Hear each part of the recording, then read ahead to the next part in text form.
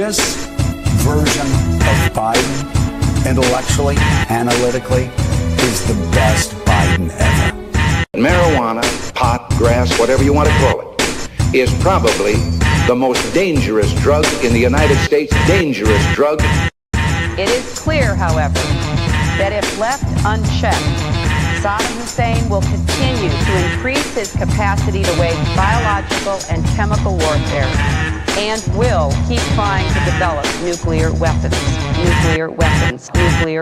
Being a pro-war pundit means never having to say you're sorry. William Crystal led the march to Baghdad behind a battery of Washington microphones. He has not responded to any of our requests for an interview, but he still shows up on TV as an expert.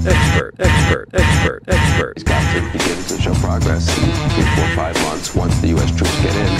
The Times liberal hawk Thomas Friedman also said no.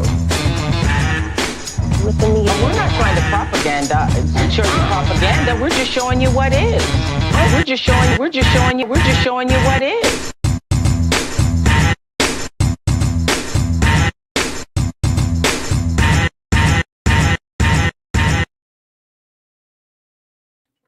Citizens of the internet, it's good to be back after a short absence. I've been posting up videos again, and some of them are actually getting some views.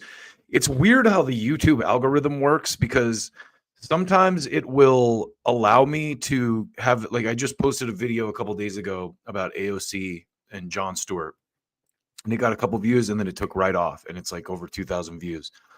Other stuff that I post will get a couple views, and then it kind of just sticks, and that's it. And it has to, it obviously conspiracy theory territory, but I always wonder, okay, YouTube, what are you throttling in my algorithm here? I'm hoping this will get better under the new administration, where there are maybe less consequences for allowing people to speak freely.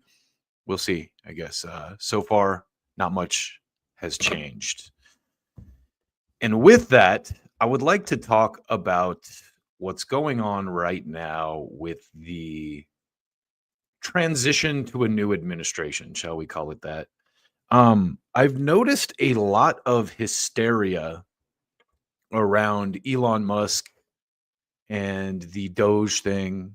And it's funny because I remember a lot of people in my space when the Doge thing was announced, and Vivek and Elon were talking about it, saying things like, oh, it's going to be this toothless agency. It's just a name and only. Well, it's turning out not to be so toothless. And I'm loving every minute of it. But I think that the problem that I'm seeing with people in my, school of thought, let's put it that way, is that they're kind of buying the narratives that the corporate press is selling about, like, oh no, Elon Musk, oh no, Elon Musk is cutting this and that, and it's the end of democracy, unelected billionaire. None of the people at USAID were ever elected for anything. It's just the thing that I think is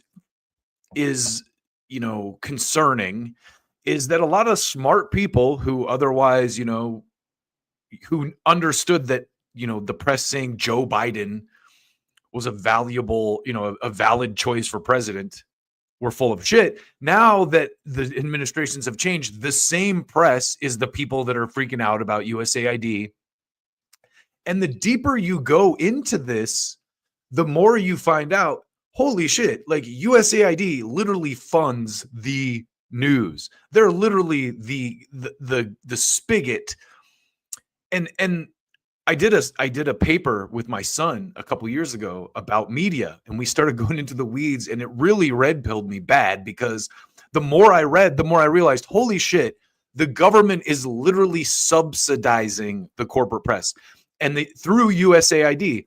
And I think it's smart of Trump and Elon to go at that first, because they can take the legs out of that and actually get something done. I mean, the problem, people are like, oh, they're going so hard. And I saw some of the other people in my space like freaking out, like, this is fascism. Well, no, it's not. Okay. First of all, these people were elected. But second of all, look at historical precedent. Every time a new administration comes in, take Obama, for example, we think, oh, great, we got a new guy in, it's going to change. And then Obama gets co-opted by the Citigroup. I'm sure you know the story. Citigroup literally placed all their people in Obama's cabinet after he won. And so with the Trump administration, look, I'm not saying that they're perfect, and I'm not saying that all their motives are pure or anything. You'd be stupid to believe that. No one believes that. No one believes that Trump. And I get into it with leftists a lot lately because they're like, Trump is terrible. They sound like brunch liberals, and it's like, look, dude, I didn't vote, and even if I did, let's say I did vote for Trump. Let's just pretend for a minute that I did. There is a big difference in how Trump moves than, say, how Bernie Sanders moves. And it's visible because he's actually going to get some shit done because he has that kind of cutthroat attitude towards like, hey, and think about this too. These are the people he's up against now that are trying to stop him from implementing his agenda are the same people that tried to throw him in jail, framed him as a Russian spy, and, depending on what you believe, allowed shots to be fired at the guy. So I think he has pretty much every right to go as hard as he wants on these fucks. And, I say that with absolutely no love for any of the people. And again, maybe it's just that Trump's another faction of the deep state. That I've seen this argument that it's just another cadre of billionaires fighting for control from the old cadre of billionaires. At least it's a change. Again, I was under no impression that the Trump administration was going to be flowers and puppies. No one was. But when you withhold your vote from the Democrats and you expect them to take over, you know what you're getting into. And by the same token, I've been pleasantly surprised, actually, by a lot of the shit that Trump's doing. He took away John Bolton's security clearance. If he had ran on that, I would have voted for him. Absolutely, 100%. John Brennan lost his security clearance. RFK Jr. and Tulsi Gabbard, 2 Democrats, just got fucking confirmed for the new administration. And the thing I think I love the most about that is I love a good comeback story. And for someone like RFK or Tulsi, who is literally smeared as a foreign asset by her enemies in the Democratic Party, now controlling that arm of the government is just fucking so sweet. Whether you like Trump or not, that is fucking sweet. Same thing with RFK, all these people that smeared him as an anti-vaxxer, all this big money that pharma has, they used to be able to choose the fucking candidate, whether it was a Democrat or a Republican, pharma money could influence who went into that seat. And if you haven't been paying attention, it's pretty goddamn clear that pharma money ain't behind RFK Jr. So that's where we're at now. And I'm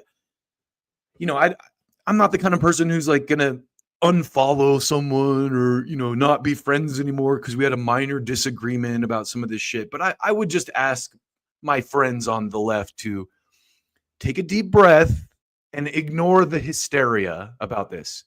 And to get into some real shit here, some of my most trusted news people, or some of the people I trust the most as far as news is concerned, of course, are the Gray Zone and Max and Aaron. And they had some shit to say. And, I don't know if I want to watch all this, but I want to watch a good portion of this because they're kind of echoing my sentiments here, especially Aaron. And if you listen to what he says about the freak out around Elon Musk, I saw Liz Cheney and JB Pritzker today freaking out about Elon Musk. That is a good thing. That means Elon Musk is over the target. And the propaganda, the CFPB. Okay, the Consumer Financial Protection Bureau, that's a bad cut. I don't agree with that. But by the same token, what has it actually done for you? It's most of these agencies become toothless. Like, to me, the CFPB was a something that they gave to Liz Warren as like a window dressing so she could go comfortably be a pharmaceutical healthcare lobby funded congressperson and say, look, I did the CFPB. I'm not saying that it hasn't done anything good. I'm sure it's done a lot of good things. And I didn't look up specifics, so I'm not going to argue for or against it. But again, that's not something that, like, if you put that on the table, I would say, no, we shouldn't cut that. By the same token, they are going to cut Pentagon. And that's the thing that, like, I see a lot of liberals freaking out. Oh, you got to cut the Pentagon. And I have receipts for this. So let's get started here. Let's start with Max and Aaron kind of talking about the hysteria around Elon Musk and the USAID thing. The USAID thing, I think, is one of the biggest stories of the last 20 years. And it's shaping up. Anyway, let's listen to these guys. Trump. Don't think there's going to be much of a rollback of NATO there under Trump. This is happening right now at USAID headquarters. Josh Rogan, neocon propagandist, is complaining they're literally erasing USAID from the Ronald Reagan building. Reagan, a huge supporter of U.S. foreign assistance, must be turning in his grave. Oh, man, I wish I was there to see that. Okay, well, listen, fair enough. So then I have to temper my skepticism of Musk. Like, if people like Josh Rogan are freaking out, I can only welcome that as a positive development and say that maybe actually they're onto something here. Because, of course, Rogan represents the bipartisan neocon agenda. And if he's worried about Reagan turning in his grave, then that means actually... yeah, maybe that's... Yeah. Revenge for... Yeah. And this is exactly what I've been saying, what Aaron just said. If people like Rogan, or this Josh Rogan guy, are turning in their are screaming about Ronald Reagan, our hero, Ronald Reagan, everyone's hero. If you're American, of course, Ronald Reagan is your hero, is turning in his grave over this. And again, it's like, this is why I would temper my criticism of Elon Musk to date, because he's touching a nerve and everyone is screaming in pain. Because they're like, oh shit, my money's going away.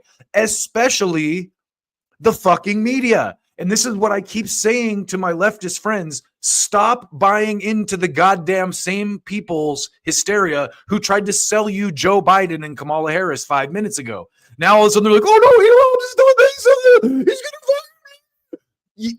Stop listening to these fucking people. Listen to Max and Aaron. Jesus Christ.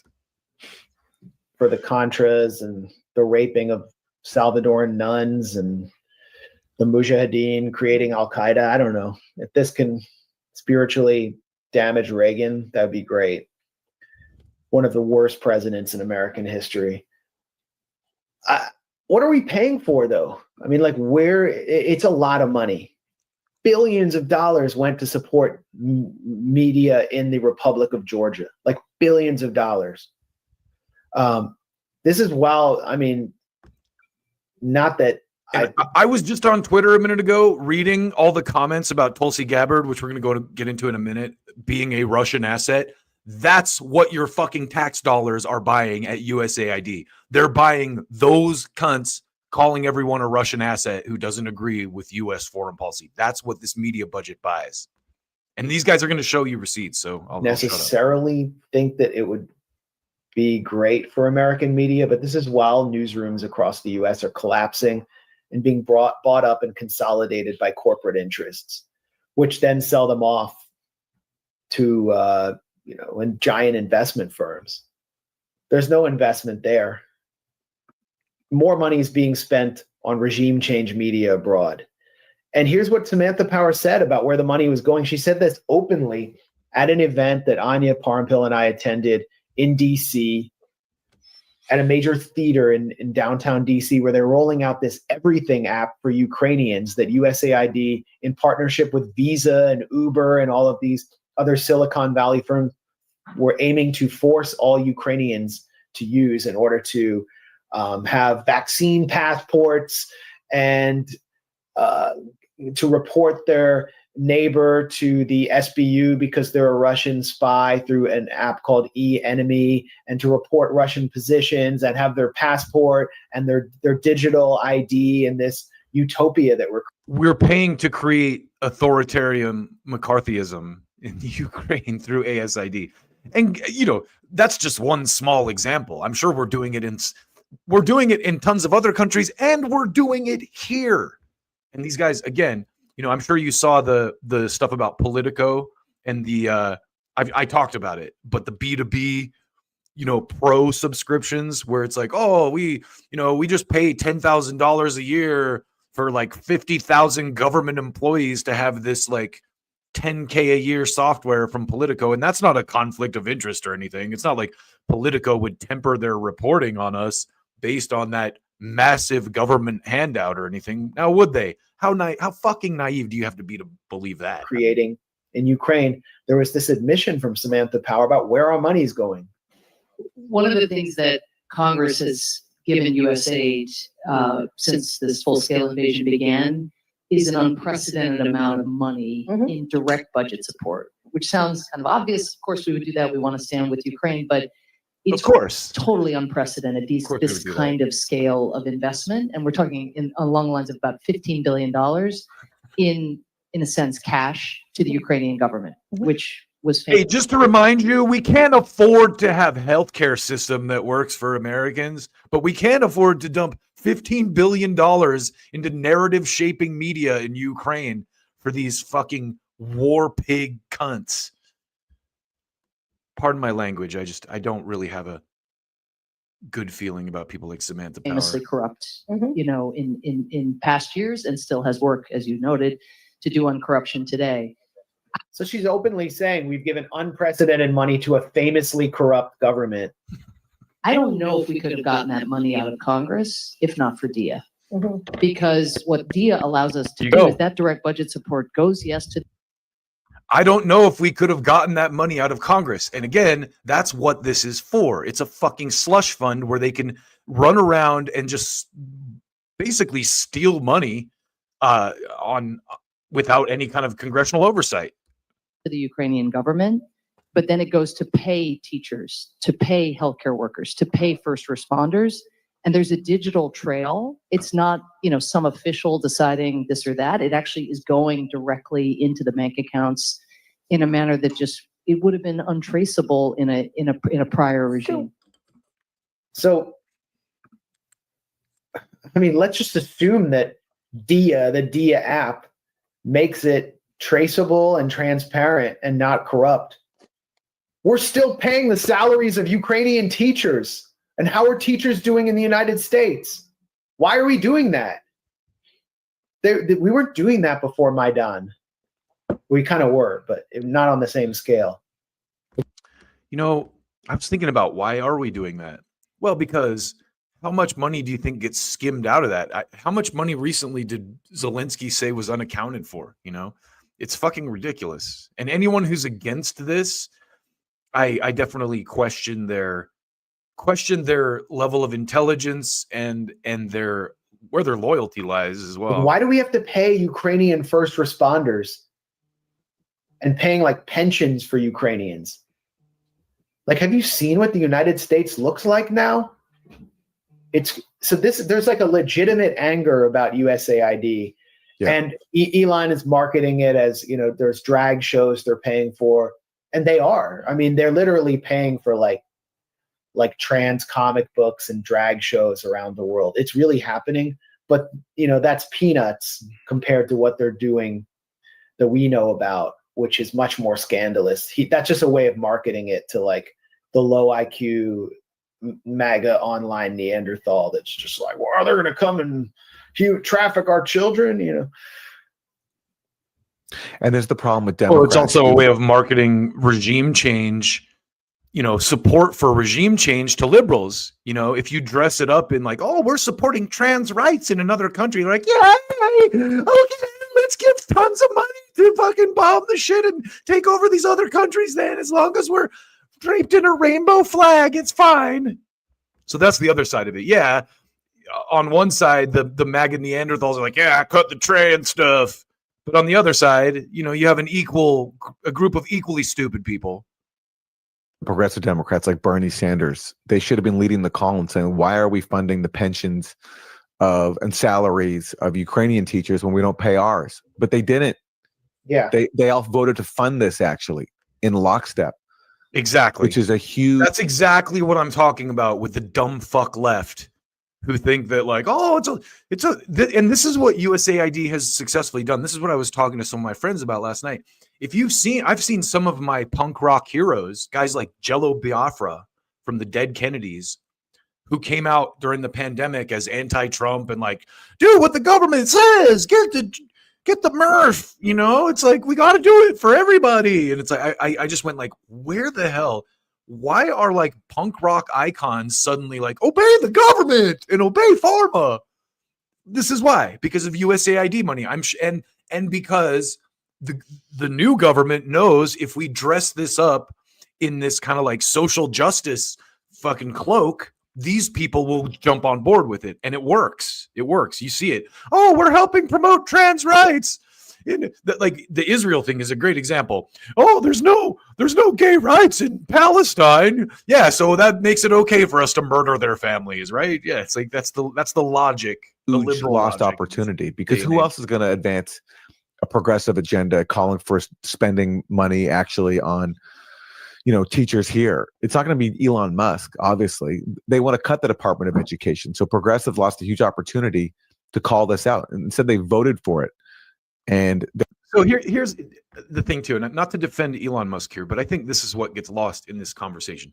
No, I don't think Elon Musk is trying to help teachers on one side of this coin. On the other side of this coin, what they're doing right now is finding out where all this money is going and why. And I think Elon Musk himself is enough of a pragmatist that he's not going to say like, no, we shouldn't fund teachers. And if you listen to how Trump talks, he's the same way. They're not going to like defund education. They're defunding the Department of Education. And I would like to look in, you know, I don't claim to be an expert. What I do know is there's 3 corporations that make a shit ton of money off standardized testing in America. And I'm pretty sure that's dispersed through the Department of Education. So if that middleman gets cut out of the equation and the federal government goes, okay, based on your, you know, population density, California, we're going to give you $18 billion. And based on your population density, Wyoming, we're going to give you $500,000. That's the way that I see this kind of playing out in the long term, especially with someone like Elon Musk, who's a very numbers driven guy. You know what I mean? He's not out to like, there's no emotion behind what this guy's doing. He's not like, oh, I got to fucking stop getting money to teachers. That's not his goal. And that's what, if you listen to the way liberals talk right now, they're like, oh, Elon Musk is coming. I believe the propaganda about Elon Musk in the same way that I believe that Joe Biden is fit in a fiddle. This is the best Biden ever. Like, consider the source is all I'm saying around the hysteria of this stuff. So let me shut up and let Aaron and Max keep. There was just very little questions about it, including from progressive media. On the issue of corruption in Ukraine, I mean, I've stopped paying attention to the stories about it because it's just, everyone knows now there's so much corruption. But one anecdote that I briefly caught my eye was Ukraine's chief military psychiatrist was arrested on allegations that he amassed more than $1 million since the beginning of Russia's invasion, including multiple properties and at least 4 BMWs. So that's like the chief military psychiatrist being arrested. And you know, for everyone who gets caught, you don't know how many people are just making out like bandits. And this is all paid for by US taxpayers. Yeah. A little isolation. It's just it's highway robbery. And I mean, I don't feel bad for the people who buy the Ukraine shit, because fuck you morons. Like, we go through this every couple of years. There's Ukrainistan is what I call it. It's the new money laundering op. But a lot of people bought it. And, you know, shame on you if you bought this because it was a Democrat war. In the Democratic Party would go a long way. Why are we paying Matt Duss's salary in Bernie's office? I mean, we pay for those tools like in congressional staffers. And I'm sorry, and I forgot to mention the most important thing. Zelensky recently admitted that, you know, there's been like more than $177 billion allocated by the U.S. to Ukraine, and Zelensky said, we've only received $77 billion of this. I don't know where all the money is. That was Zelensky's admission. I won't play the clip because we'll have to translate it. But yeah, he said that. I don't know where half of this money is. So even Zelensky doesn't know. Lex Friedman as well in English. Okay. Well, listen. So Zelensky openly admits that, oh yeah, like we haven't seen half of this money that's been allocated towards us. And maybe the explanation there is that, yeah, because all that money went to US defense contractors. So that's why Zelensky didn't see it.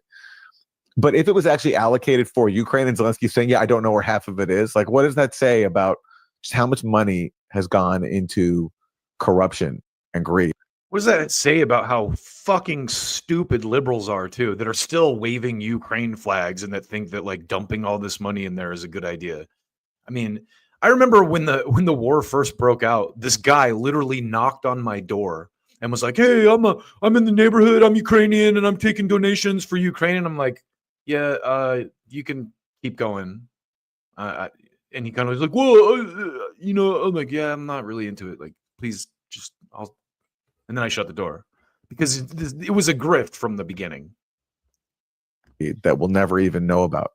Well, it's mainly our corruption. It's what I was saying before. Like, this is the post-World War II economy. We create these wars and then launder. I love how honest Max is there too. Like, this isn't to blame this on Ukraine. I don't blame Ukraine for this. I actually feel bad for Ukraine because they're clearly being used.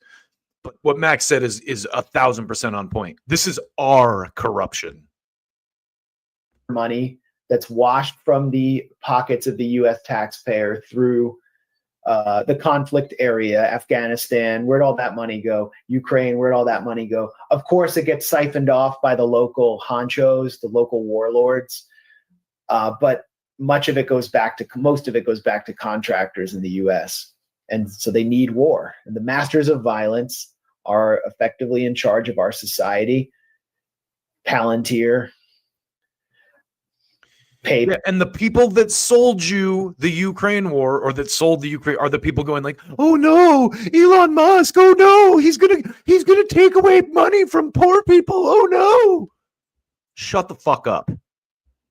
Palantir, Peter Thiel, and Alex Karp. I mean, the AI warlords. Those guys are basically in charge of the Trump administration. So that's what it's about. That's what Zelensky's talking about. USAID is, of course, part of that. The international development. And again, to Max's point, that's not to say that we should just blindly trust the Trump administration either. There are a lot of, unsavory characters pulling levers here too. Elon Musk, of course, being one of them. But again, based on Elon Musk's actual physical history of actions and things that he has done, versus emotional responses to symbolic gestures he has made or ways people feel about him, there's a big difference between those two things. And if you look at Elon Musk's actual legitimate history of things he's done in reality, he's not that bad of a guy. But he does take a lot of money from the government. So you have to be skeptical. Industry just creates so much waste and corruption. And I guess they went after it because it's an easy target. It's great to have this. It's a teachable moment. That's what you get, with Trump. There's no endorsement of his agenda. I mean, I think so much of this is about privatization. But with Trump, you get so many more teachable moments where clarity about U.S. empire suddenly appears. Yes, you get the left exposing themselves as an even worse level of, militant dick pigs than the Republicans. At least the Republicans are somewhat upfront about their militant dick piggery. The Democrats pretend that it's about trans rights or whatever. Fucking retarded. Peers, and more of the American public begins to understand it's not working in their favor. I mean, why would any red-blooded American want to pay for the BBC? This is treason. This is literal treason. Whoever wrote this grant should be tried for treason. Did you know the third largest funder of the BBC's charitable arm is USAID? This is journalist Matt Kennard. This isn't... Okay, let's just pause for a second and ruminate on this. The United States government is funding the BBC through USAID. They're funding the BBC. The idea that, I remember during the pandemic, have a cousin who lives in Europe, and I was like, oh man, have you seen this? This is kind of weird. And she's like, well, the whole world wouldn't be repeating it, Dustin. There's media outlets outside the United States saying this too. So it must be real. No, it's not, because they're all fucking funded by the US government. This is crazy. And again, this is what I was saying earlier. They might not have gotten deep enough down this rabbit hole yet to find the trails into like Washington Post and New York Times and ABC and CBS or whatever, but it's there. I can almost guarantee you that every facet of corporate media is funded in some way or subsidized in some way, propped up by the US government at this point. That's why they all march in lockstep and repeat the same fucking thing. You know, this is from December 2024, December 18th, my birthday. I missed it because I was having such a great time. I missed this tweet. The U.S. government. My birthday's real close to yours, Max. Fellow Sagittarius in the house. If you don't pay attention to astronomy, what's wrong? Government agency gives Astrology. £2 million per year, which is like what, $3 million a year, to the BBC. The organization works in partnership with BBC World Service, local media in 35 countries to mentor and train journalists, which basically means to make them into like good Western propagandists. And you can see here that is documented. I mean, that it shouldn't be happening. We should just pay less taxes instead of giving money to Ukraine. So just again, to keep hammering on this point, the hysteria around Elon Musk is coming from media organizations like the BBC, who are funded by the organization that Elon Musk is trying to dismantle, or at least bring accountability to. So this is what I keep screaming at my leftist friends. Don't be a fucking dummy. Don't fall back into the goddamn brunch liberal politics and be Elon Musk. No, I'm not saying that you shouldn't be skeptical of Elon Musk either. I'm just saying that, like, consider the source again of the hysteria. BBC, USAID funded media raising the alarm about Elon Musk. Ukrainian media, the BBC, Nicaraguan media. I probably don't have time to feature it, but at the Gray Zone, we produced a short documentary about a Nicaraguan television station called 100% Noticias, 100% News, which was funded by USAID. And in 2018, during the months-long coup to dislodge the popularly elected socialist-oriented Sandinista government in Nicaragua, one of the largest workers' movements in the Western Hemisphere as their base, through violence, shutting down the country, destroying the economy, torturing and murdering people at checkpoints. 100% Noticias featured calls for murdering the president, Daniel Ortega, and his wife, calls for people to come out in the streets and riot, to attack their neighbors who were Sandinistas, which was happening every day. They were... Okay, lefties, people on the left, let's talk about this. The Biden administration funding a media outlet in Latin America that is specifically overthrowing their socialist, democratically elected government. Yay for the left. Oh, Biden. I'm so glad we elected Biden. Imagine being Kyle Kulinski or Crystal Ball or one of those friggin' hacks that told you had to vote for Joe Biden to save democracy. And now all this, and again, this is why they fought so goddamn hard to keep Donald Trump out of office. Again, say whatever you want about him. The lid coming off of this stuff is a massive, massive thing. And it's only just begun. And the pushback against it, the massive pushback, is proof that it's a good thing. Let's keep going. Making heroes out of the criminal class of Nicaragua that was torturing people. And this was funded by USAID. And then when the station was shut down, all the fake journalist press freedom groups, Committee to Protect Journalists, came out and complained that this was Daniel Ortega's evil repression, as if the United States would have permitted Russia and China to hype up riots in their, that went well beyond anything we saw with BLM. And that is how we save democracy, right? You know, we fund these curious little exercises and overthrow whoever we want. And Max makes a great point. There's no way in hell we would ever allow.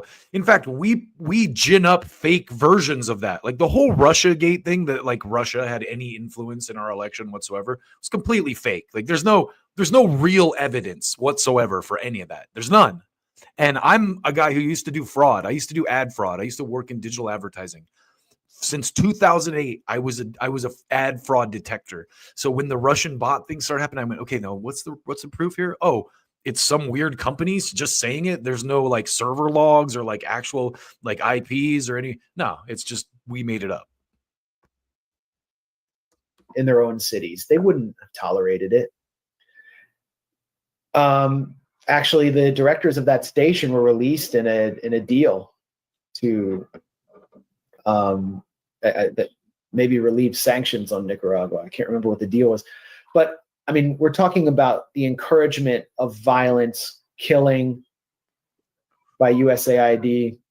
This will never be brought up. Violence in the service of regime change to produce more free market governments, of course. This will never be brought up by Elon Musk. He'll never mention Juan Guaido making off with all the money. It would be great if they went after Juan Guaido, but that would offend the Secretary of State, Marco Rubio, who was involved in the whole Juan Guaido regime change sham. But the Venezuelan opposition is furious right now at Guaido and Carlos Vecchio, his fake ambassador in Washington, for making off with USAID money. This is our money to create a fake government in Venezuela that became cover for stealing Citgo, the largest foreign asset of the Venezuelan government, starving it of cash, and then producing one of the worst migration crises in recent history. So here you go, too. I talk about this a lot, but when people talk about the immigration crisis, the thing that always gets left out is what's driving the migrants. And 9 times out of 10, it's U.S. involvement in their countries. And here's the fucking receipts for that in Venezuela. Oh, I wonder why there's been an uptick of Venezuelan gangs or whatever, Trump is crying about in the press. Oh, this is why, because of actions the U.S. specifically take in other countries that drives them here. We tried to overthrow their government. And this is like, we're powerful enough of a country that we don't even need to do this kind of shit. We would be much more powerful and respected if we weren't doing this kind of shit. But, it is what it is. It's gotten to this point. At least now it's kind of out in the open. Flooding the U.S. with Venezuelan migrants who were fleeing a country whose economy had been destroyed by the U.S. They got TPS, and then they became the scapegoat for Donald Trump to get elected. And now they're all being sent home. I don't know if there's going to be any sanctions relief, but USAID was at the center of this through Juan Guaido. This is not aiding people. Those people could have used aid. They could have used an actual economy and a healthcare system, but we blocked it. And here's something to think about. How much of the views, I tweeted this the other day, how much of the world you think is based on misinformation, fake fucking shit from USAID? How much of what Trump and Elon Musk currently know is based on that? How much are they going to find in the process of this that they go, oh shit, we thought it was this, but it's this. So that's one reason I reserve my judgment a little bit, is because they're just getting started. And the pushback is so overwhelming. The psyop against it is already, they're going to get the liberal stuff too. They're going to cut the liberal stuff too. It's so overwhelming that I know that they're doing something right. USAID was involved. It was at the forefront of the coup attempt and the fake humanitarian aid stunt on the Venezuelan-Colombian border. It trained Juan Guaido. It trained all of his lackeys. It paid the Venezuelan opposition and ultimately helped create this migration crisis. And, Elon Musk is onto something when he says they're funding like drag shows and stuff like that. We discovered this in our look at the International Republican Institute. We'll have a new piece up about this later today. Yeah, Republicans, MAGA, and leftists should unite against USAID, and the National Endowment for Democracy. The International Republican Institute is a subsidiary of the National Endowment for Democracy, the regime change arm of the U.S. government, which works hand in glove with USAID. And they paid rappers, artists, actors, and sponsored quote-unquote transgender dance performances to, in their own words, destabilize. Paid rappers, artists, and actors. And that right there is why I think, some of my heroes like Jello Biafra or Al Jorgensen were getting USAID money somehow through some organization. Maybe it wasn't specifically USAID, but one of their like offshoot fucking agencies to be pro-Ukrainian war or be pro-war. Because war is good now that a Democrat's in charge, right? Am I right, though? Bangladesh's politics. And these are documents that we helped uncover. That was a tweet by Wyatt Reed of the Gray Zone.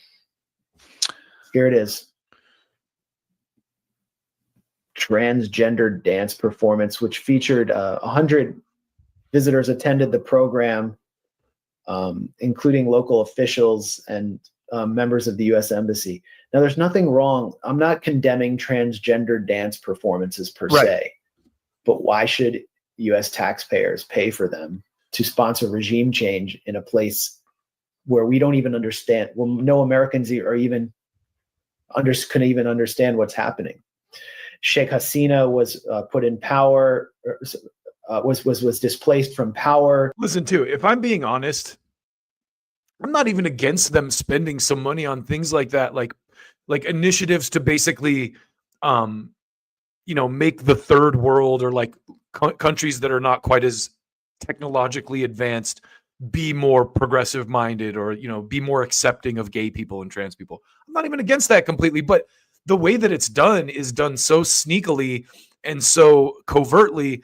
And it's in a way that it's clear that's clearly not the agenda behind it. The agenda is more, here's another way we can funnel some money that we can skim to this country. Because she had rejected a U.S. military base in Bangladesh, and Mohammed Yunus was put in power as president, who was on the payroll of the Clinton Foundation and was a microloan shark. So that's what happened there. But I'm saying, we expose this in Cuba thing. I'm sure these guys talk about this at some point in this, but how much money does the Clinton Foundation get via these USAID and its subsidiaries? Like as well at the Gray Zone. USAID was paying rappers in Cuba to promote regime change, grooming rappers, and grooming the Afro-Cuban population to pit them against the Cuban revolutionary government as the U.S. sanctions Cuba's government to death. USAID did that. So any leftist who supports Cuba's revolution, who's outraged by what Elon is doing to USAID, is a socialist and a fake leftist. You heard it, Max. You heard it from Max. Socialists and fake leftists. Calm the fuck down and get your shit together. Pull yourself together and recognize that this hysteria is being driven by the same people that told you Joe Biden was fit as a fiddle. That's all I'm saying. I want to stress is that USAID, NED, it's not just used to fund, propaganda directed at foreign societies. It's also used to fund propaganda directed at U.S. taxpayers to manufacture consent for U.S. foreign policy, for regime change, for all these proxy wars. And one of the ways they do it is they fund so-called civil society in these targeted countries that happens to align with U.S. foreign policy goals. So just here's one example. This is Democracy Now! And that's what I'm saying. Like, I'm not even totally against the civil society initiative thing if it's done right with oversight and it's, you know what I mean? But I digress. Let me let Aaron finish here. Recently interviewing somebody from what's called Ukrainian Center for Civil Liberties. Okay. And they're going to argue against what else but diplomacy with Russia.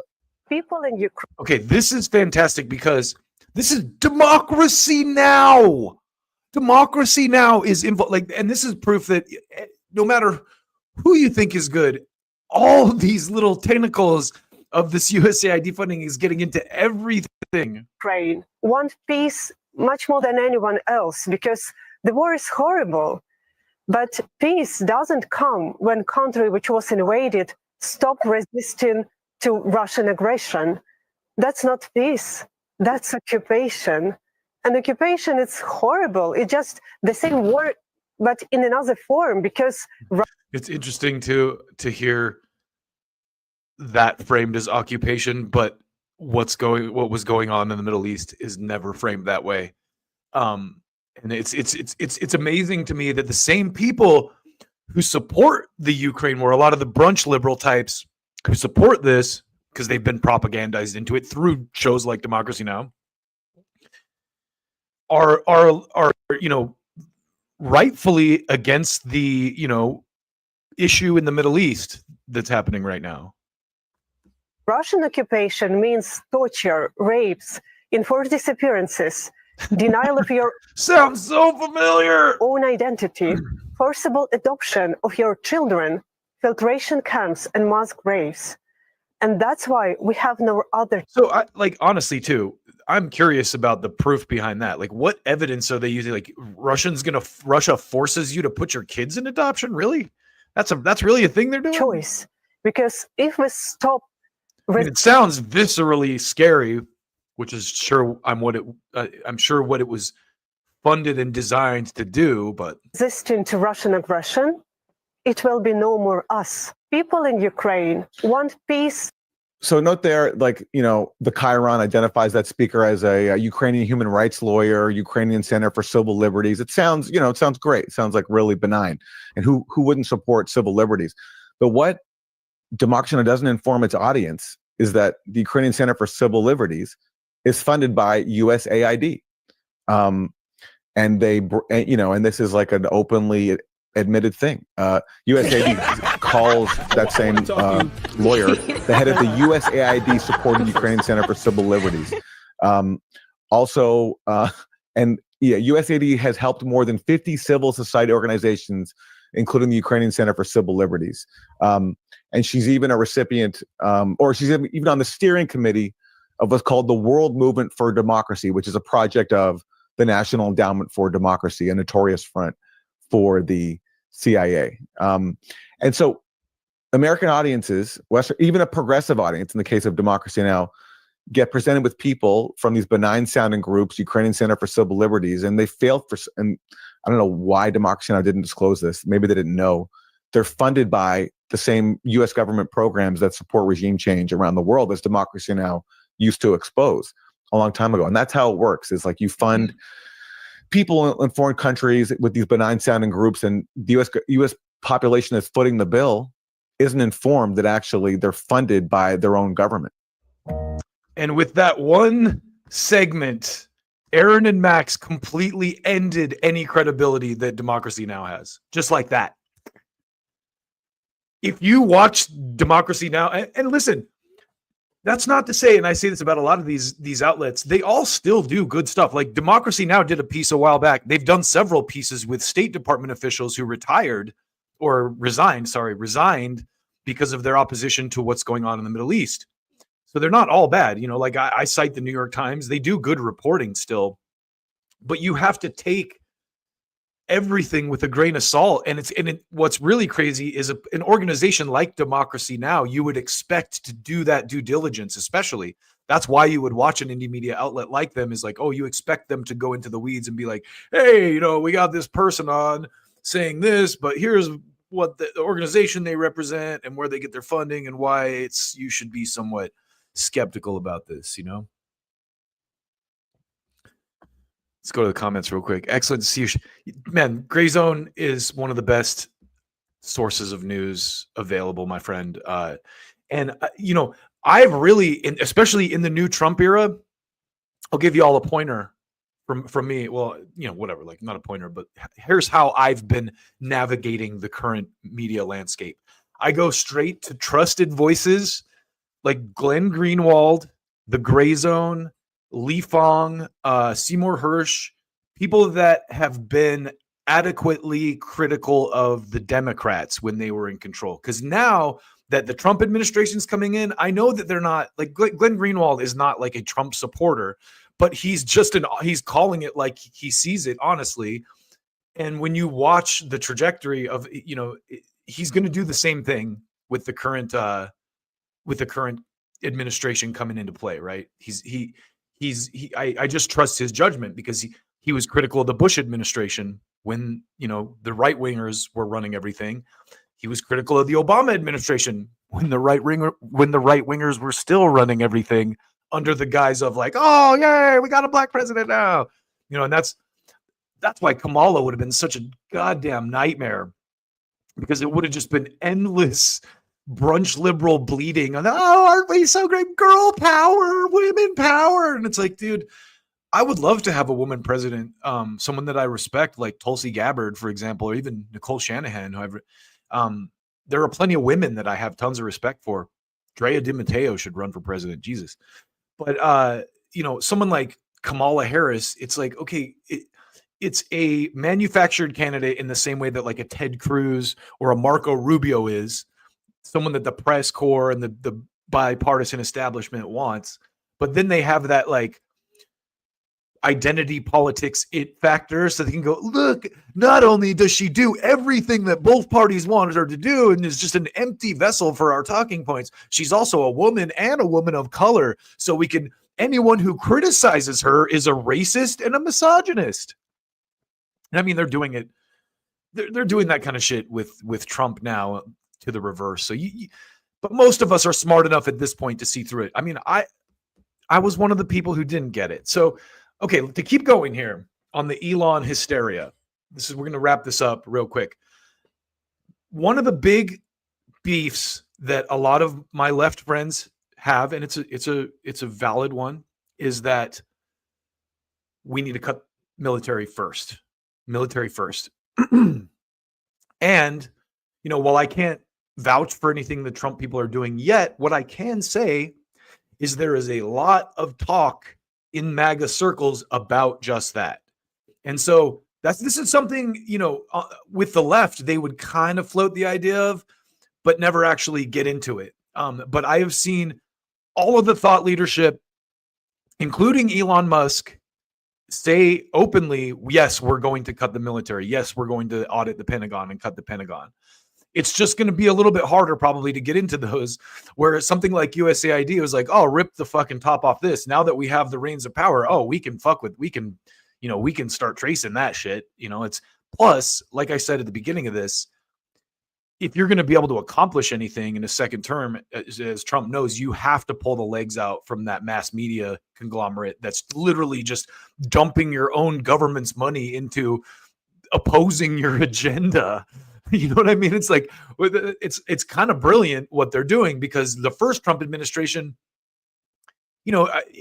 I know he likes to brag about how he did all this stuff, but he literally spent the entire time fighting impeachments and the accusations that he was a secret Russian.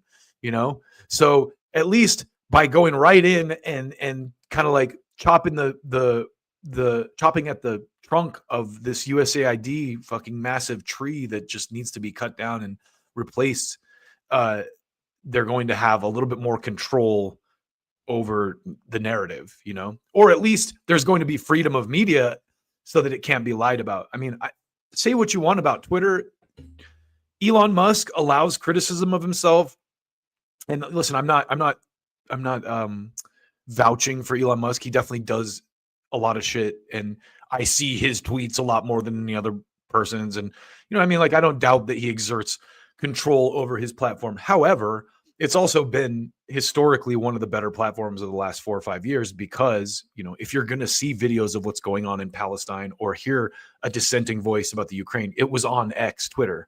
It wasn't on Facebook. It wasn't. Now I see that stuff starting to seep through in Facebook, because Zuckerberg realizes he's losing market share, and the popular, consensus just won election isn't on his side. And he's probably seen the numbers dipping in Facebook, because a lot of people are like, fuck this, I'm not using this anymore, because it just censors everything I post. So there's a lot at play here. But I want to show you first, getting back to the fear of Elon from the left and the Pentagon.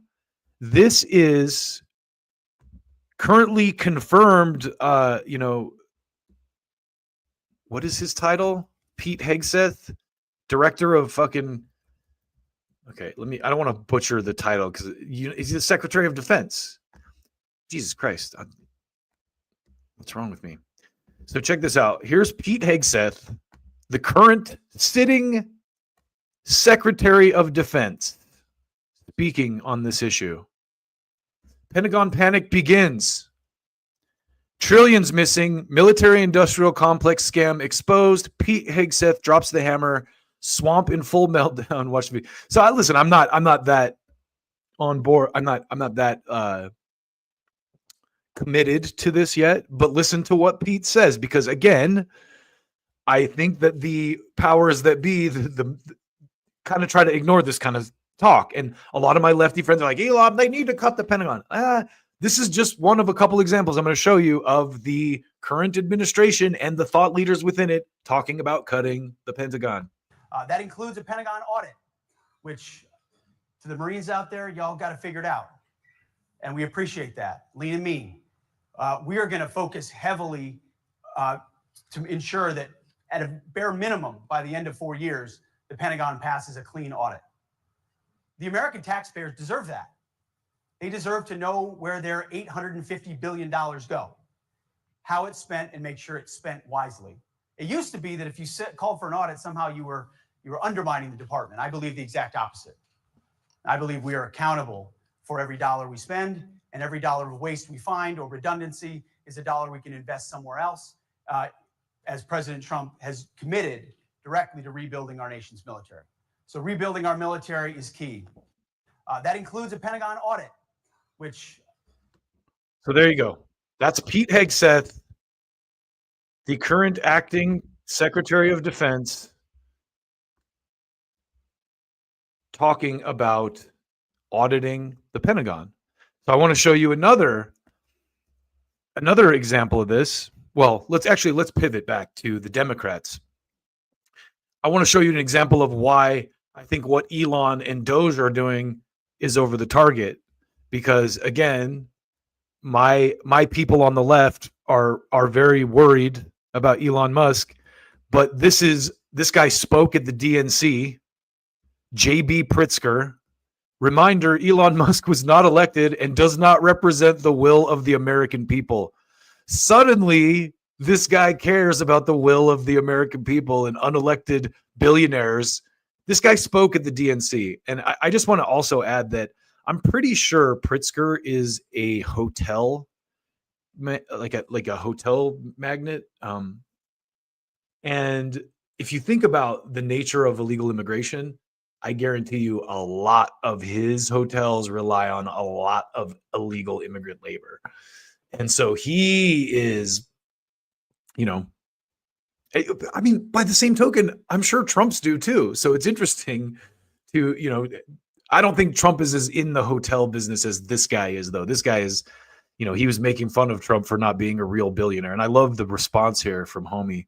No one elected the FBI. No one elected IRS. No one elected the CIA. No one elected the FDA. No, the elected officials should staff those agencies, though. And in recent history, they really don't. So another over the target moment for me, anyway, was when I saw this. And this is everyone's favorite Cheney, Liz Cheney, showing her deep opposition to the judge. So if you don't know, Musk and his kind of coder guys or whatever, his helpers, got into the Federal Reserve because what they're going to do is, and this is smart, again, people be mad all you want, but this is how you wield power. They're going to stop payments because they know that if they don't actually just physically get into the machinery and stop it, these people will ignore them. The deep state, and I hate calling them the deep state, but permanent Washington, the kind of people who have made millions and millions of dollars off this corrupt, bloated system, are going to do everything in their power to stop this, including spread a narrative that like, oh no, you got to worry about Elon Musk because so this is Liz Cheney responding to JD Vance. So a judge stopped this. And, if I'm the Trump administration, I just ignore the judge, like, what's he going to do? Send the cops to get you? He's clearly the whole, if you read into the case, there was no actual court. The judge did it in private. So it's a corrupt judge basically trying to stop this process from happening. It's like a last-ditch attempt. Obviously they tried to put Trump in jail. They tried to sue him off the ballot. They tried to let shots be fired at him, all that kind of stuff. And here he is right at the gates. And so they're going to do everything. So here's JD Vance tweeted about this judge, and this is Liz Cheney responding to this as if she's like I love this, that Liz Cheney is suddenly this stand-up example of like pure democracy, democratic purity. When I think about I get all misty-eyed when I think about the things that Liz Cheney and her father have done for America to rally for the people, right? So JD Vance, if you believe any of the multiple federal courts that have ruled against you so far are exceeding their statutory or constitutional authority, your recourse is to appeal. You don't get to rage quit the republic just because you're losing. That's tyranny.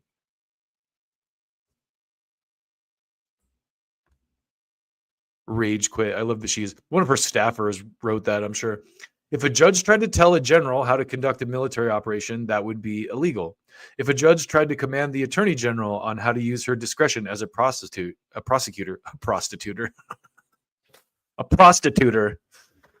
a prosecutor, that's also illegal. Judges aren't allowed to control the executive's legitimate power. I mean, to me, that just makes sense. Like, how does a judge overrule an elected president? That doesn't make any sense whatsoever. Like, oh, well, the president got a mandate from the voters to do this, but, this judge who was unelected, he gets to fucking tell you can't do that because the court said you can't. Fuck off. So again, just the fact that Liz Cheney is out here defending this, to me, says something deep about what's going on. It really does. Liz Cheney and J.B. Pritzker. Oh, yeah, I want to be on their team. That's for sure. So the next thing I want to show you in regards to cutting the military and the fear that leftists seem to have about the military not being cut enough is, I covered this a couple episodes ago, but Steve Bannon was recently on Nicole Shanahan's podcast, and he talked about this. And I want you to hear what he said. I mean, they're moving so rapidly. It's fascinating. And people don't understand how they're doing it. I feel like if they understood how they were accomplishing these things, they would have greater respect for it as as really something we need in this country. Yeah. And again, the lack of understanding is how people get manipulated into believing it's a bad thing through hysteria. Part of that, you actually have highlighted one of the issues. I think the data mine. Let me get this a second. I think, I gave this speech in 2017 when I was in the White House that our three areas were a rethink of America first, national security, get out of these forever wars, to really start to think through economic nationalism, bringing jobs back and using terrorists. We had going back to Hamilton's, originally the America plan. And the third was the deconstruction of the administrative state. What has happened in our country is that to take our democracy from us, we've had this massive bureaucracy, the administrative state, the alphabet agencies, and also That's what USAID is at the core of. That USAID is basically like the mother brain of the administrative state, if you can't tell. Cabinet positions, they've gotten into everything, of where you could spend, $6.5 trillion a year. That has a rogue element to it. That rogue element is the deep state. And the deep state is kind of like the Praetorian Guard in Imperial Rome. It's a set of part of the Pentagon, the FBI, the CIA, the intelligence apparatuses, the Justice Department. And this is why, by the way, they hate Tulsi Gabbard, they hate Kash Patel, they hated Matt Gaetz. They don't want any Trump people to get their hands on the levers of power. That combination, the administrative state, is one of the reasons we have these massive budget deficits, right? That we can't afford $2 trillion. You already understand. We spend $6.5 trillion. We only take in about $4.5 trillion. And so that $2 trillion gap has to be financed every year. We have $36 trillion, and right now a third of it's got to be refinanced every year. This is one of the reasons inflation won't go away. This is one of the reasons your credit card is exploding at 25 to 29% APR. So he's going to get to the part that I think is important, and I'll stop and yell about it when he does. But hold on. That you can't meet your monthly numbers. You have to bridge it with a credit card heading towards bankruptcy. To get your hands around that, you've got to go after the administrative state. What Elon is really from O&B, which is the management operation of the federal government. He, with the digital services, he's a consultant and advisor. In other words, they use the digital platform to get in. And in Elon's, he's a consultant and advisor. So he's just the guy doing the work. It's not that he like has any real say over or what they're cutting or what they're not. He's the guy like doing the nuts and bolts operation. You know, I'm sure Trump said, "Hey, get in there, figure out how we stop these payments and how we kind of like reassess this." And that again, I think is why he's being fear-mongered against so hard. Like the best response the Democrats had, and I think it was Max and Aaron who said this on their broadcast the other day, is to go do a protest outside the building as if that fucking matters. What's in the building of USAID has no relevance whatsoever. The fact that there's an office with a name on it doesn't even matter, other than the fact that taxpayers are probably paying an inflated price for that too. What really matters is the nuts and bolts of what they're doing and being able to stop that. And Elon Musk has, you know, the wherewithal and the experience, I guess, working with these types of systems to get in there and make sure that they actually have the levers. Because again, this is what I'm saying. One of the reasons we never get an implemented agenda is because once someone like Obama comes in, for example, and tries to do healthcare, all of these status quo powers that be, you know, kind of convene and stop it through, you know, whatever means necessary, whether it's legal means, whether it's, you know, physical, actually operational means. And so Elon Musk has operational control of the Treasury now. And so they can't, even if the judge is like, oh no, he's like, yeah, well, whatever. Like I have control of what are you going to do? Arrest me? You know, we were elected to do this. We now have control of these fucking levers, like it or not. And that's what the panic is and the freak out. These people are a lot of these grifters are going to lose their fucking paycheck. And that's not to say that Trump and his team aren't grifting to their own degree in some level. I'm sure they are, but this is the level of like chutzpah and power you need to actually make any kind of fucking change in an environment that's this goddamn entrenched and corrupted. So listen to what Bannon says here about the military. His better angels are his brilliant analytical and engineering brain.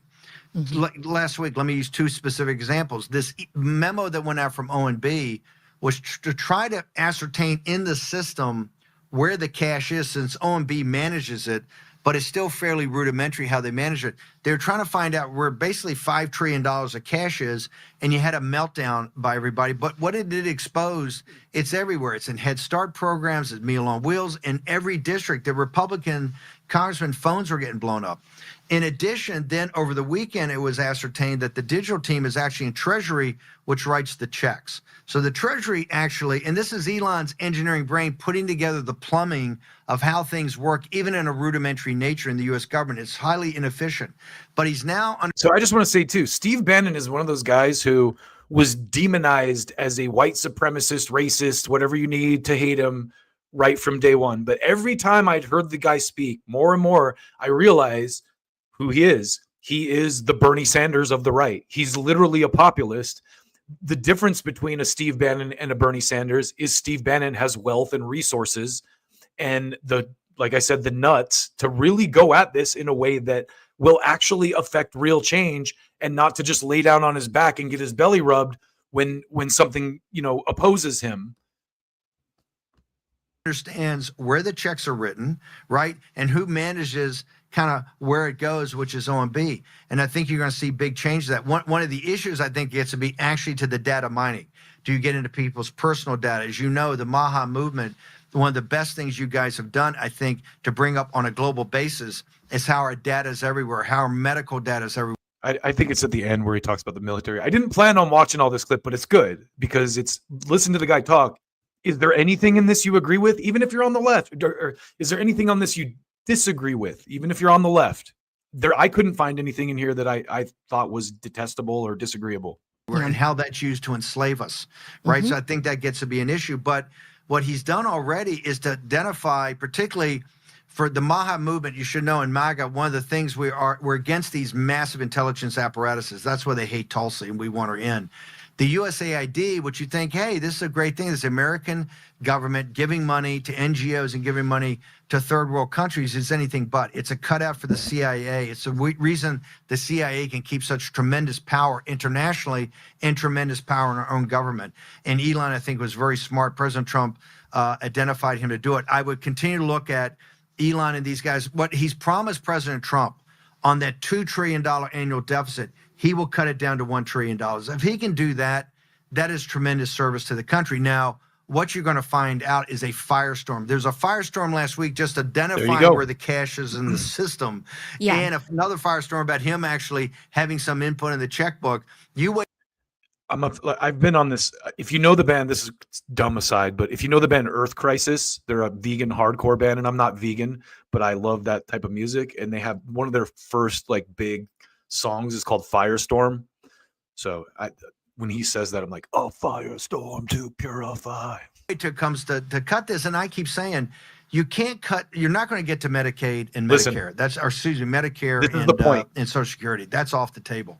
Did you hear what he said? Discretionary spending. Let's play that again. Listen. You said he did over the weekend.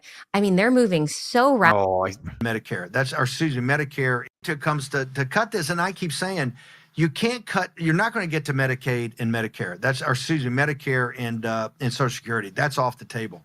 But even in Medicare and Social Security is off the table. Now listen to what he says. Talk about discretionary spending. We have to focus on the Defense Department. Look, I spent 8 years as a naval officer, Ford C. My daughter's, West Point grad, served in Iraq with the 101st. You have to go after defense until you can show that we can get our hands around a $900 billion. And I'll tell you, audience, it's actually $1 trillion because they do some phony accounting. $1 trillion defense budget. We're not going to have any cuts. Nobody's going to give up Meals on Wheels or Head Start or, the Kiwanis Club's NGO. Until we can show we can get control of defense. And that is the massive fights we're going to have here is taking Medicaid with Bobby in the biopharmaceutical and the medical industry of how they've basically taken Medicare and Medicaid at trillions of dollars and are just sucking it out of the American people without. So that's something I was not super aware of, but that's another interesting point he's making here about how the pharmaceutical and healthcare industry is raping us via Medicaid and Medicare. There's I don't know if you know much about, I don't know a lot about the nuts and bolts of Medicare Part D and all that kind of shit where they basically force you to use your Medicare fundage to buy certain drugs or whatever, or allow you to. I don't know the details of it, but that's an interesting side point. But I just want to, again, stress that to my liberal friends or my left-leaning friends who are worried about the military, this is the thought leadership of MAGA right here. And Steve Bannon is saying, first of all, Social Security, Medicare, Medicaid is off the table. That's his first point. The second, we're going to go after defense, and that's why there's a firestorm. So just to, hurry and wrap up here. I had a lot of stuff. I pulled a lot of stuff together. Here's another example of Steve Bannon, once again, saying this on camera for you to hear. And this is even better because it's an actual avowed leftist, Brianna Joy Gray. And look what Brianna says. Would be extremely funny if Steve Bannon became the first right populist ever to do a left populist turn. Bree, this ain't a turn. He's been saying this stuff. We were just propagandized. Let's stop kidding ourselves. Right now, we're not having an adult conversation. Let's have an adult conversation. We were promised $1 trillion. Well, first off, we were promised $2 trillion in cuts. I did not say that. That's what the Doge guy said. $2 trillion on a $6.5 trillion budget. Not over 10 years on that budget. Then it was $1 trillion on that budget. Fine, it's $1 trillion. We'll get there. Somehow, at least directionally, it's okay. Then it was not this fiscal year, it's 2026. Well, that's not okay. We need to do this now. We have to address this as a country. We cannot continue to spend, and we cannot continue to look away. We cannot keep kicking the can down the road. It's time for an adult moment. And to be able to have a conversation where because you're not going to get to entitlements, and I don't include Medicaid in that. And I don't include any of the waste, fraud, and abuse can be found in Medicare because I'm sure there's a lot. So again, he's saying the exact same thing. Here's some consistency. Two different tapes. He's saying we're not going to cut Social Security, Medicare, but the type of numbers we're talking about, $2 trillion, or because you're going to add to it. President Trump said today populist tax cuts of no tax on tips, no tax on overtime, and no tax on Social Security going to add bigger to the deficit. The War Room, we love those cuts. We want more for working people. That's a great start. President Trump should be a hat tip to him because nobody else in the past has ever thought about that. But into discretionary spending, you're going to have a firestorm. You had a firestorm last week and kind of quasi blinked a little bit. Let's be honest, blinked a tad, pulled back the memo, but not the content of the memo. The guys in Doral, all the Republican congressmen are freaking out because the constituents are calling. That's just to find out where the money is in the system.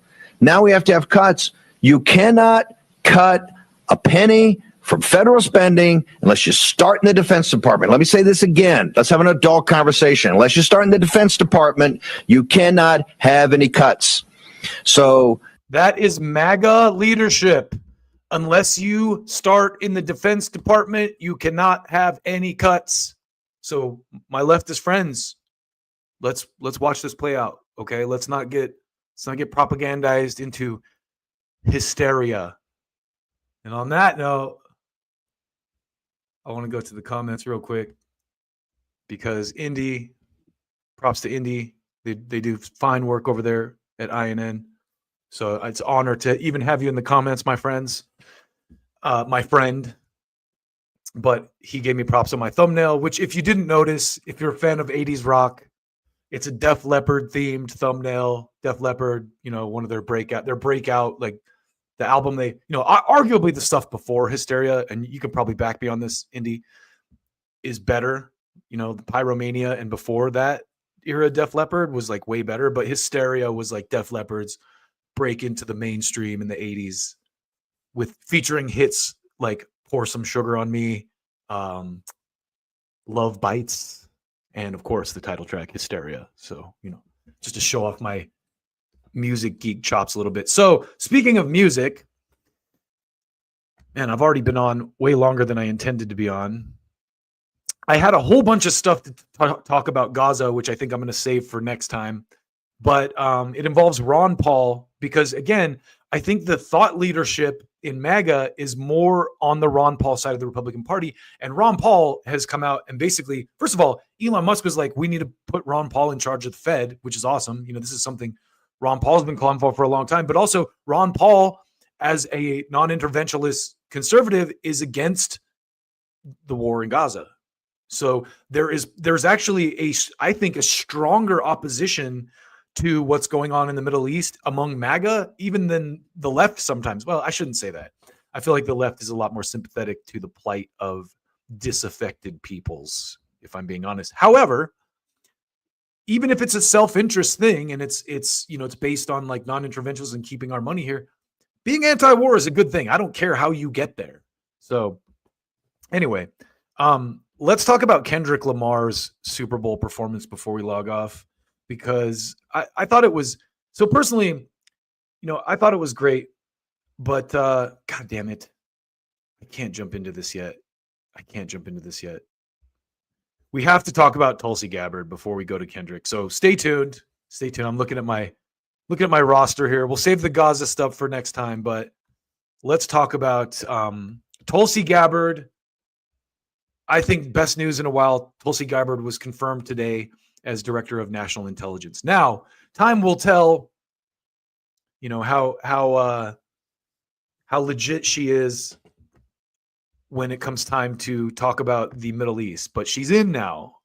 So there's no more having to pander or anything like that. So this is from today, Yashar Ali News. In a 52-46 vote, the U.S. Senate has voted to invoke cloture on Tulsi Gabbard's nomination to serve as Director of National Intelligence. Confirmation vote is next, and she is sure to be confirmed. And the only reason I pulled this up is I want you to see some of these what I'll start referring to as USAID funded commenters. Horrifying pro-Assad but anti-American allies. Unqualified person is getting any job that requires confirmation. Horrifying a pro-Assad but anti-American, I think that's supposed to say allied. Unqualified person is, I said, please stay away from sharp objects for your own safety. She has literally zero qualifications for the job. She was a one-term representative. Again, slow-mo, obviously very slow. She's a military. She's been in the military longer than she was in Congress. So yeah, I'll let you get back to being slow. I still can't believe they're handing U.S. intelligence to Tulsi Gabbard. What a disaster waiting to happen. Democrats are now officially against investigating abuses of intelligence services. Good to have that clear. Yeah. So one of the big things about the Tulsi Gabbard confirmation, again, is how liberals are how certain people are freaking out about this. And it just tells you everything you need to know. So I'm going to show you this thread from my boy, the Vigilant Fox, on Rachel Maddow. Rachel Maddow said the dumbest things about Tulsi Gabbard. I can't believe she actually pushed this on TV. On Monday night, MSNBC's Rachel Maddow mocked Tulsi Gabbard, claiming the lieutenant colonel becoming director of national intelligence is as absurd as her playing defensive lineman for the Philadelphia Eagles. Man, if she played a defensive lineman for the Philadelphia Eagles, their lineman won that goddamn game. That Mahomes and those guys could not even get the ball out of the backfield. All Republicans in the Senate voted tonight to advance the nomination of Tulsi Gabbard to be Director of National Intelligence. It's like saying that I could be a defensive lineman on the Philadelphia Eagles. Sure. All Republicans. Yeah, I don't even have any ties to the defense lobby. How could I get into how could I be defensor? How can you be director of national intelligence if you don't have a corrupt tie to the defense lobby? That's what Rachel's asking. That's the point she's making here. I can't believe you, Vigilant Fox, that you don't think that that's a valid point that Rachel's making here. That Tulsi Gabbard is clearly unqualified to serve in that office because she doesn't have any ties to the defense lobby. So moving on here. For the record, not only is Tulsi an active Army Reserve Lieutenant Colonel, but she was a congresswoman for 8 years and served on committees dealing with foreign affairs, homeland security, and the armed services. Meanwhile, Maddow thinks she's qualified to mock someone with actual military and government experience. And like I said, also, she's unqualified because she's not tied to the defense lobby, and those are the people who pay Rachel's checks. Senator, here, let's go into this one here. Senator Adam Schiff, one of the most stand-up guys in Congress, as we all know, jumped in on the smear attacks in a desperate attempt to block Gabbard's DNI confirmation, which is set for a vote on Tuesday. He claimed Gabbard is basically Putin's girl, adding, "It's hard to imagine someone more disqualified." Here, let's listen to this garbage. Let's listen to this. What do you think the American people should know about her as a nominee as we're heading toward that final vote tomorrow? Well, first, I think it's important, as with all these nominees, to just level set. Normally, if you're talking about... It's funny, when I watch this cope from these people, really what I see now is USAID funds trying to prevent itself from being audited or dismantled. Someone who's going to head an agency, let alone in this case, all of the intelligence agencies. You would I hope that they do like a Twitter files type thing. I think Indy mentioned that in the comments with this USAID thing, but I would not even doubt in a minute that Rachel Maddow doesn't somehow get some kind of subsidy from, her show or MSNBC, maybe not her specifically, but MSNBC probably gets subsidized through USAID or one of those, fronts for doing the reporting that they do.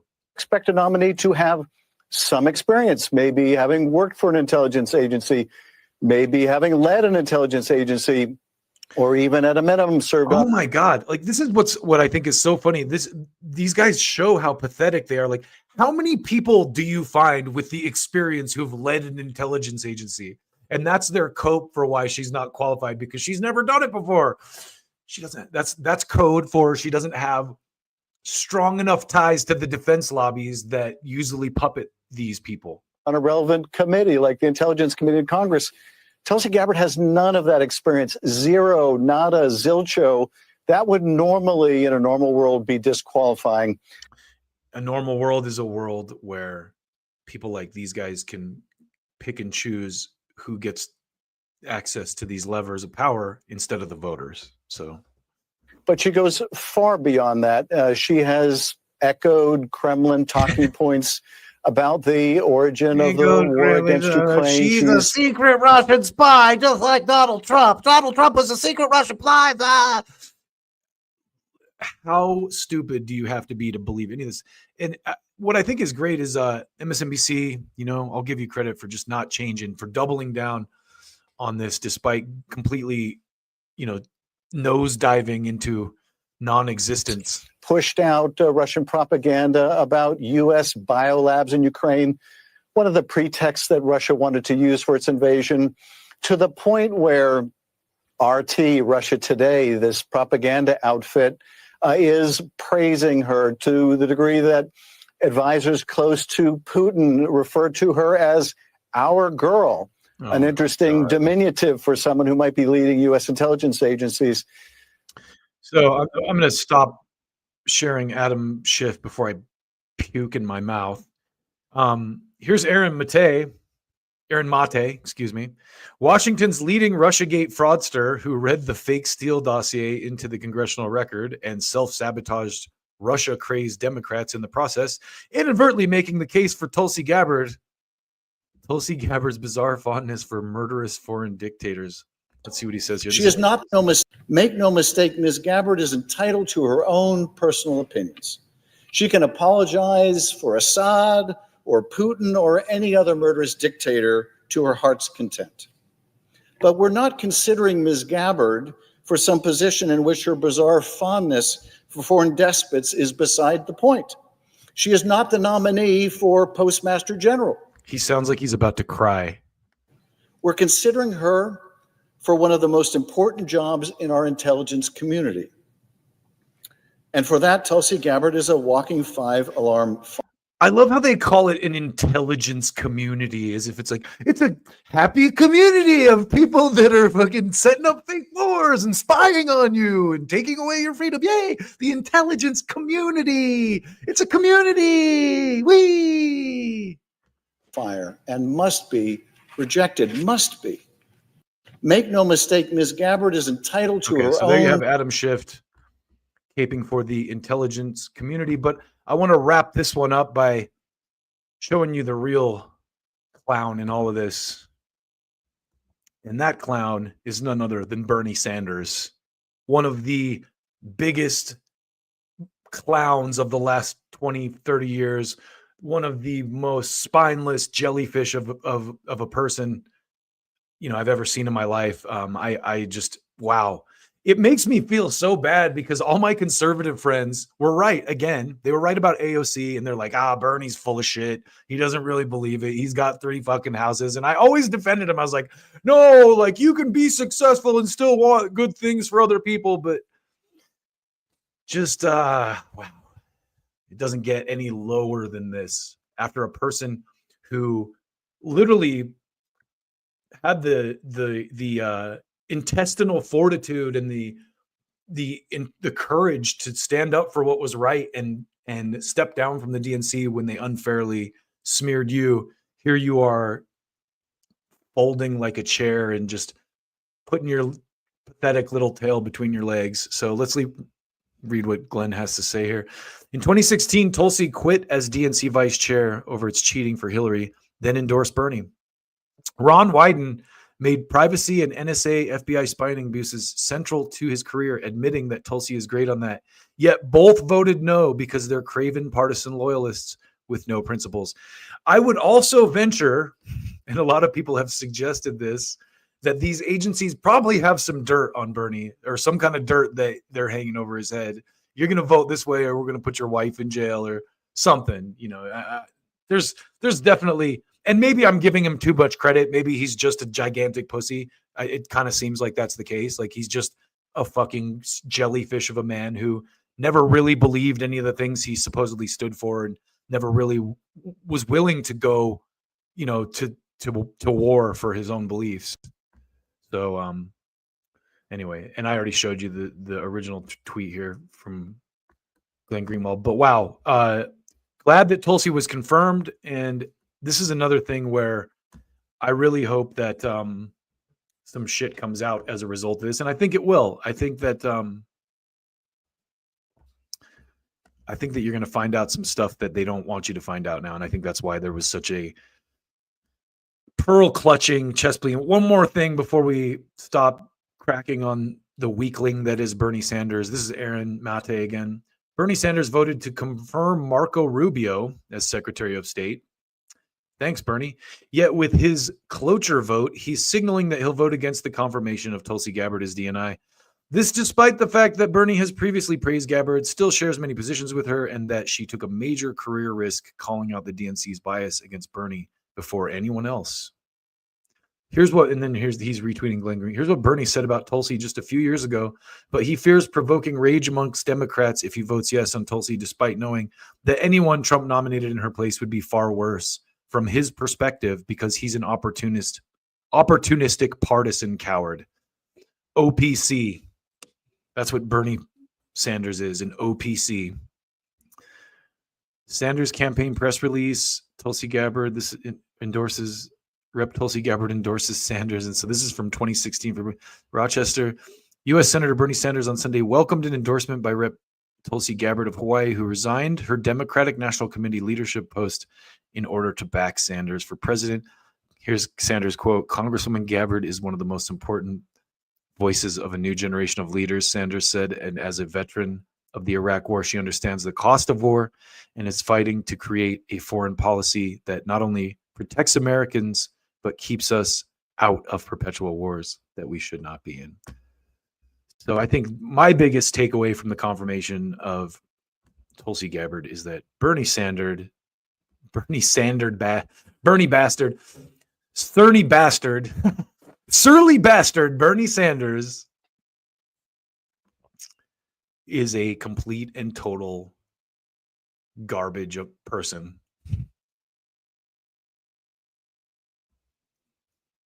Okay. So last thing on the agenda, I'm going to try to make this quick because I've already been on way longer than I intended to be. But let's talk about the Kendrick Lamar Super Bowl performance real quick. And so one of the things that I thought was so interesting about this, and I think that, to be honest, this is the signal of good art, is that everyone kind of projected their own personal views onto it. It was... I watched it and I didn't think much of it other than, hey, I like Kendrick and I thought he did a good job and he did a couple songs I dig. But I didn't really take anything political away from it. It just seemed kind of like a, not too offensive, just like a performance of his work. And I was like, oh, cool. It was cool. I didn't really feel any type of way about it. Apparently a lot of liberals thought it was a protest against Trump for some reason. Apparently, and this is what I gather from this, maybe they don't know that the song Not Like Us was a diss track and there was a whole rap beef involved. That's my best guess. But this is me retweeting Harry Sisson, which you will rarely see. But people will literally see what they want to see, is what I said. Here's Harry Sisson saying, "Kendrick Lamar dissed Trump and protested the United States in front of him, and Trump got scared and left the Super Bowl early. It just doesn't get any better than that." Really? A bunch of people dressed up as American flag that did a dance routine? That's anti-Trump and an what? So that was kind of the first thing I saw that I went, wow. Now, I have to also say, I saw conservatives saying how they're like, oh, wow, what a great performance. It was very pro-American. There were no thongs or twerking. No, sexually suggestive stuff. It was kid-friendly. No bad words. He even sent Kendrick, one of the things I, of course, noticed is he censored himself, which you have to do in that kind of a situation. I don't blame him for it. He's not going to shout out the N-word. So here's another one. I loved watching Kendrick Lamar get the Super Bowl crowd shouting A minor in front of a rapist and accused pedophile, President Donald Trump. It's like, okay. No, the song's about Drake, and I think pretty much everyone knows that. But is Donald Trump an accused pedophile? I've never heard that. You know, I've definitely heard the rape accusations, which to me are baseless. But this was kind of the icing on the cake for me. One of my favorite takes on this. So check this out. She says, this is exactly how I felt after seeing this. Neoliberals really live in a fucking fantasy land. My God, it's concerning. And this lady says, Kendrick literally protested and taunted America in front of the president during America's biggest sports event, Chef Kiss. How many likes did this one get? I didn't even see. Oh, yeah. 146K. Wow. It just goes to say that you show that, like, if you say certain things, like, anyone will retweet you. You just, if you know your audience, you know. But by far the highlight of the performance, and I'm sure you've probably seen this, was this Gaza protest. This guy who ran on the field with a Palestinian flag and was promptly tackled by police and removed from the situation.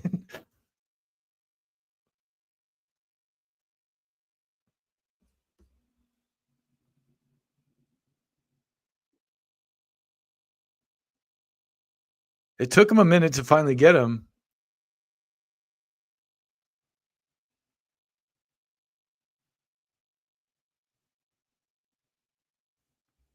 So there you have it.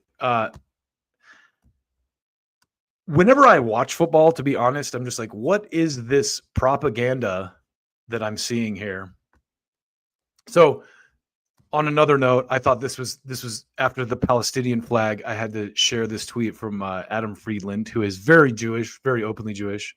And of course, he's being sarcastic here, but he says, Kendrick Lamar, would have been nice if you apologized to Drake and the Jewish community, but sigh. They not like us. We all know who they is.